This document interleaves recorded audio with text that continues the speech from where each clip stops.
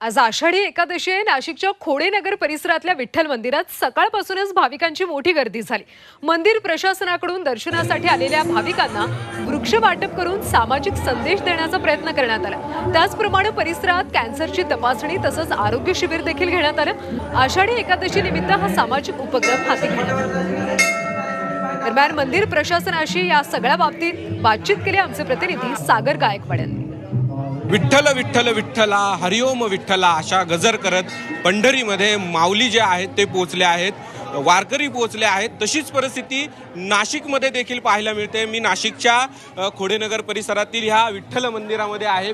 जे नागरिक आहेत, जे भाविक आहेत, ते विठ्ठलाच्या मंदिरापर्यंत पोहोचले नाही आहेत,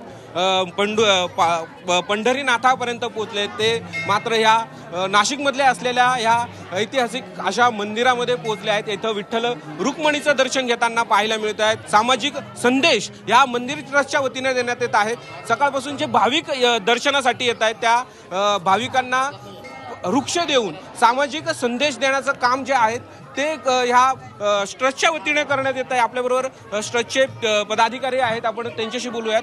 काय सांगाल, आपण सामाजिक संदेश देत आहात। आज आषाढी एकादशी आहे, विठ्ठलाचं दर्शन घेण्यासाठी भाविक मंदिरात येत आहेत, त्यांना तुम्ही वृक्ष देतात। या ठिकाणी वातावरण शुद्ध, ऑक्सिजनचा चांगला पुरवठा होण्यासाठी, नागरिकांच्या आरोग्यासाठी आपण या ठिकाणी वृक्ष लावत आहोत। वृक्षसुद्धा हे त्या ठिकाणी औषधी वनस्पतींचे वृक्ष लावत आहोत आणि मुळात सगळ्या नागरिकांना देऊन त्या वृक्षाचा आम्ही संवर्धन करणार आहोत। तसंच आपल्या भागामध्ये या आमच्या वतीनं महिलांना अनेक आजार आलेले असतात, त्या आजाराची लागण लवकर कळत नाही, म्हणून मानवता क्युर कॅन्सर सेंटर व विठ्ठल रुक्मिणी ट्रस्ट यांच्या माध्यमातून मोफत तपासणी शिबिर ठेवलेलं आहे। त्याच्यामध्ये कॅन्सरच्या विविध तपासण्या आम्ही करणार आहोत। कॅमेरा पर्सन सोनू भिडेसह सागर गायकवाड, जी 24 तास, नाशिक।